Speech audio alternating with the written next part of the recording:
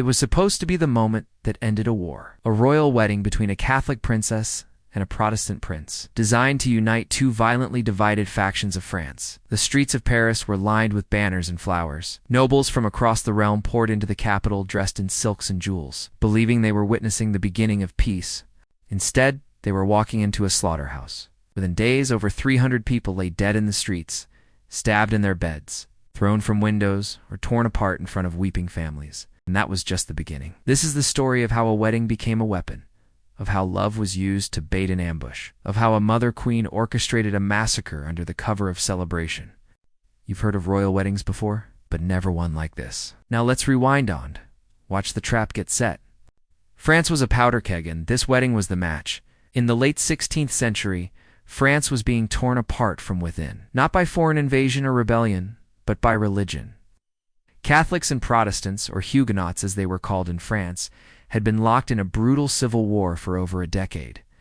Churches were burned, priests were lynched, towns were slaughtered to the last child in the name of God. So when news broke that the Catholic royal princess Margaret of Valois would marry the Protestant prince Henry of Navarre, the country held its breath. Could this unlikely union bring peace? Could a wedding calm a nation drowning in blood? That's what Queen Catherine de' Medici wanted everyone to believe. She was the Queen Mother of France, and one of the most powerful women in Europe, calculating, ruthless, and always a few moves ahead. She knew that if peace came, it had to appear as a royal gift, crafted by her own hand. The plan was to unite the royal Catholic family with the powerful Protestant faction under Henry of Navarre. And to do that, she needed a wedding, a big one, a public one. One that looked like reconciliation, but gave her something she craved far more than unity: control. So in August of 1572, Paris prepared for a royal wedding. Protestant nobles, usually exiled or hunted, were suddenly welcomed into the capital. The city swelled with unfamiliar faces. The streets glittered with celebration. But beneath the flowers and pageantry there was tension so thick it choked the air. Many Catholics were furious. Margaret didn't want the marriage. Either she was reportedly dragged to the altar sobbing and had to be physically forced to nod her consent. The Pope refused to bless the marriage, and Henry of Navarre, ever cautious, knew he was stepping into a lion's den. Still, it happened. On August 18, 1572, Margaret of Valois married Henry of Navarre in front of thousands. Bells of Notre Dame rang loud and proud. Paris exploded in celebration. Just 4 days later, the knives came out. You see, it wasn't just a wedding, it was bait. Dozens of Protestant leaders had come to Paris for the wedding. They were no longer hiding. They were sleeping in royal guest houses, unarmed, vulnerable. Catherine had lured her enemies into one place, one city, one moment. And now she would strike. What began as a royal union was about to become one of the most infamous massacres in history, and it would start before dawn. The sound of bells and blood on the cobblestones. August 24, 1572, just before dawn. The bells of Saint-Germain-l'Auxerrois began to ring. But this was no call to prayer. It was a signal: begin the slaughter.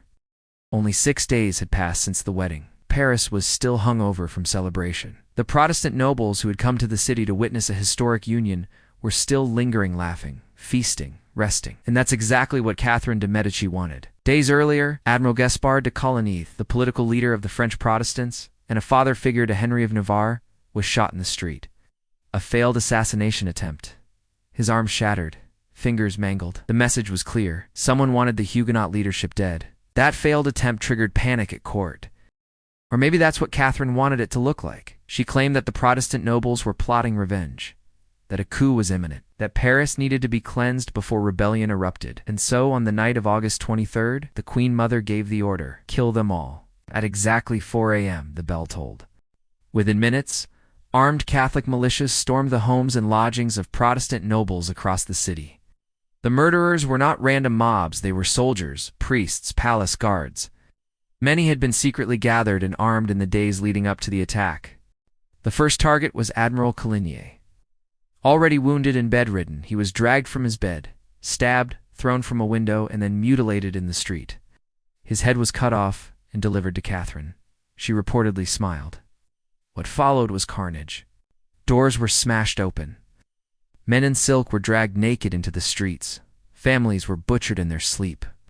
Pregnant women were cut down as they begged for mercy. Children were thrown into wells or off balconies, or simply trampled in the chaos. Henry of Navarre, the groom himself, was spared barely. He was seized and given a choice: convert to Catholicism or die. He chose survival. His young wife, Margaret, is said to have saved multiple people by hiding them in her rooms, lying to the guards and even physically shielding them with her body. But most were not so lucky. Over 300 people were killed that first day, alone: nobles, servants, children. Their blood turned the Seine red. Their bodies were dumped into carts and stacked like firewood. And as the sun rose, the horror only spread. The city fell into a kind of sanctioned madness. Church bells rang from every quarter, signaling the continuation of the purge. Priests blessed killers as they dragged victims from homes. Neighbors turned on each other. Executions were no longer just political, they were personal, emotional, frenzied. Accounts from the time describe the streets being so slippery with blood that horses stumbled. Corpses piled outside churches, the air thick with the stench of death and the metallic Thames of iron. The massacre spread beyond the nobles. Any known Protestant was now a target. Bakers, blacksmiths, tailors, no one was safe.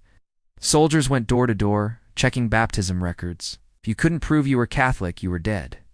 And then the horror metastasized. Catherine sent orders to other cities across France. Follow Paris' example. In Meaux, Lyon, Bordeaux, Toulouse, and Rouen, massacres broke out like a plague. Huguenots were rounded up and slaughtered by the thousands. By the time the blood dried, estimates suggest between 5,000 and 30,000 Protestants were dead across France. What began as a royal wedding had become a national execution. The psychological toll was just as devastating. Trust between religious communities shattered. France's fragile peace burned to ashes. And for Henry of Navarre, now effectively a prisoner in court, the nightmare had only just begun. The blood had barely dried in the streets of Paris when the real consequences began. Across Europe, monarchs watched in horror and admiration. This massacre wasn't just an atrocity. It was a message. The wedding was meant to stop a civil war. Instead, it reignited one and made France the horror story of every Protestant nation in Europe. What happened in Paris didn't stay in Paris. The St. Bartholomew's Day massacre sent shockwaves through the entire continent. Protestants across Europe reacted with horror and fury.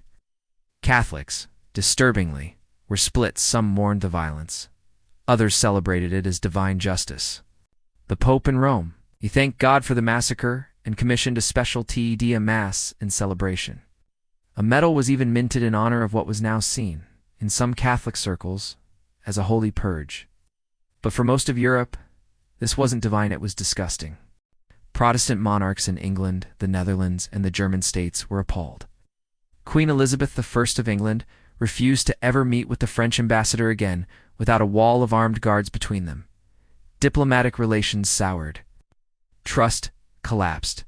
The seeds of future wars were being planted. Back in France, things only got worse. The massacre had not ended the religious conflict, it had escalated it. Huguenots now saw the French crown as a mortal enemy. They regrouped, rearmed, and reignited the civil war. Towns fell, armies clashed. The wedding that was supposed to bring peace had drenched the soil in even more blood. Henry of Navarre, the groom, survived, but at a price. He was held under virtual house arrest in the Louvre for years, forced to publicly convert to Catholicism just to stay alive, though most knew it was a lie. He dated his time, knowing his moment would come. As for Margaret, she lived through the chaos and later wrote a memoir. In it, she described waking up the morning after the massacre with a man's bloody corpse lying outside her bedroom, murdered while seeking sanctuary. She had married for peace and become queen of a slaughter. Catherine de' Medici's reputation was permanently blackened. She had orchestrated a massacre under the guise of maternal diplomacy. Some called her France's Lady Macbeth. Others called her a necessary evil. But the cost was enormous. Tens of thousands were dead. Trust in the monarchy was shattered. And the religious divide in France had become an unbridgeable chasm. Eventually, Henry of Navarre escaped court, reconverted to Protestantism, led a rebellion, and ironically became King of France himself in 1589. But even he had to give in to survive, famously saying, "Paris is well worth a mass." as he converted once again to Catholicism to secure the throne. The wedding had been the beginning of his nightmare, but it was also the first step toward his crown. The St. Bartholomew's Day massacre wasn't a side note in history. It was the climax of betrayal, paranoia, and royal manipulation. And it all began with wedding bells. A royal wedding, a city dressed in banners, a nation holding its breath for peace. And then blood in the streets, bodies in the river, and a silence that screamed for centuries. The St. Bartholomew's Day massacre wasn't just a historical tragedy. It was a warning, a reminder of how power cloaked in ceremony can become a weapon, of how queens and kings can smile as they set traps, of how love and celebration can be twisted into mass murder. Over 300 people died in Paris that week, tens of thousands more across France, all because one mother queen feared losing control and used a wedding to destroy her enemies. It wasn't just a betrayal of the Huguenots. It was a betrayal of the very idea of peace. So next time you hear the phrase royal wedding, remember this one. Because in 1572, the bells didn't ring for love. They rang for death.